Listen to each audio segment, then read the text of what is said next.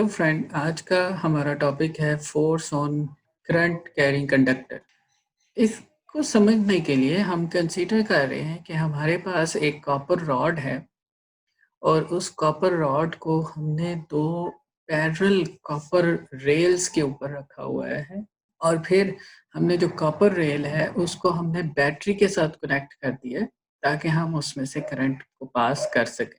और फिर हमने एक यूनिफॉर्म मैग्नेटिक फील्ड अप्लाई की है डायरेक्टेड इनटू द पेपर। जैसा कि आपको बताया कि अगर हमने मैग्नेटिक फील्ड को इंडिकेट करना है पेपर के ऊपर या किसी बोर्ड के ऊपर, तो हम उसको दो तरह से उसकी डायरेक्शन को ले सकते हैं। एक उसकी डायरेक्शन हम ले सकते हैं इनटू द पेपर और दूसरी हम उसकी डायरेक्शन ले सकते हैं आउट ऑफ द पेपर। तो अगर हमें डायरेक्शन जो है मैग्नेटिक फील्ड की इनटू द पेपर लिया और हम उसको इंडिकेट करना चाह रहे हैं पेपर के ऊपर, तो हम क्रॉस लगाते हैं। क्रॉस का मतलब होता है कि ये जो मैग्नेटिक फील्ड की डायरेक्शन है वो इनटू द पेपर। और अगर आपने magnetic field out of the paper लिया और आप उसको इंडिकेट करना चाह रहे हैं, तो उसके लिए फिर आप यहाँ पे डॉट लगाते हैं। तो यहाँ पे मैंने magnetic field into the paper ली हुई है, इसलिए मैं यहाँ पे क्रॉस से इसको इंडिकेट कर रहा हूँ।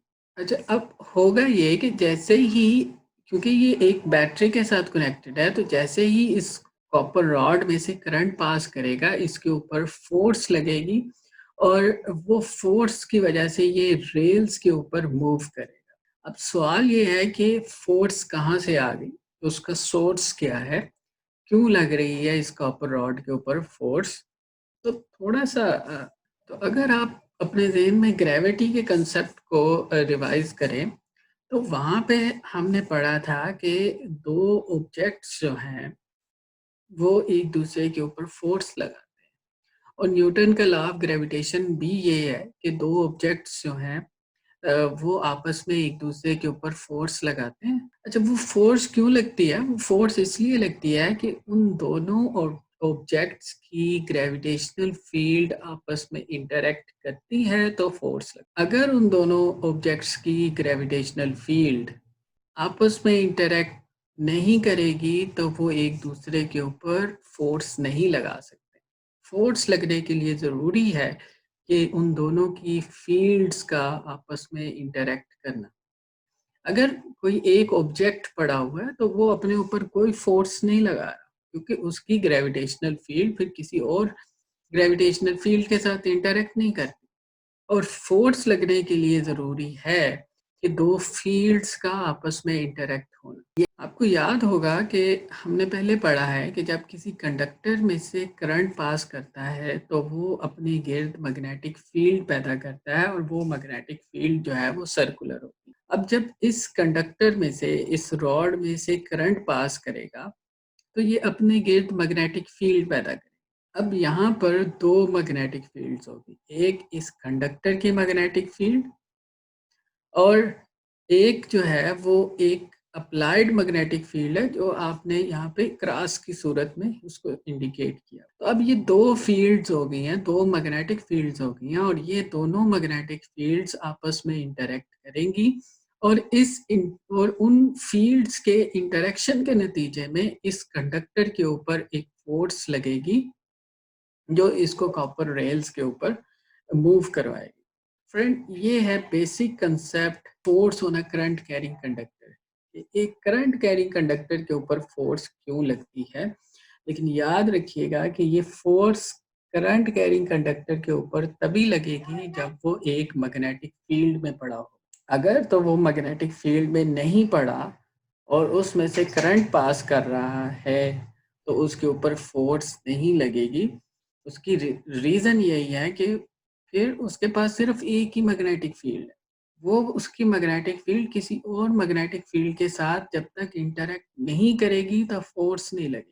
ओके फ्रेंड, अब ये तक हमने ये देखा है कि जब हम एक करंट कैरिंग कंडक्टर को एक्सटर्नल मैग्नेटिक फील्ड में रखेंगे तो उसके ऊपर एक फोर्स लगेगी और वो फोर्स क्यों लगेगी उसकी रीज़न भी हमने देख ली। अब कुछ फैक्टर्स हम देखेंगे जो कि जिनके ऊपर फोर्स जो है वो डिपेंड करेगी।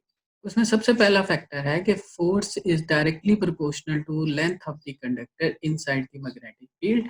Means F is directly proportional to L. जितना ज़्यादा आप कंडक्टर की लेंथ करेंगे उतनी ही ज़्यादा उसके ऊपर फोर्स लगेगी। सेकंड फैक्टर ये है कि force is directly proportional to magnetic field, applied magnetic field, जो आपने मैग्नेटिक फील्ड अप्लाई की है। आप जितनी ज़्यादा आप मैग्नेटिक फील्ड को स्ट्रॉन्ग करेंगे उतनी ज़्यादा फोर्स उस कंडक्टर के ऊपर लगेगी। तीसरा factor, force is directly proportional to current. जितना करंट आप ज़्यादा सर्किट में से फ्लो करवाएंगे, कंडक्टर में से फ्लो करवाएंगे, उतनी ज़्यादा कंडक्टर के ऊपर फोर्स लगेगी। और चौथा और लास्ट फैक्टर ये है कि force is directly proportional to sine theta. और ये जो थीटा है, where theta is the angle between the length element and the magnetic field element। ये जो थीटा है ये एंगल है बिटवीन एल एंड बी।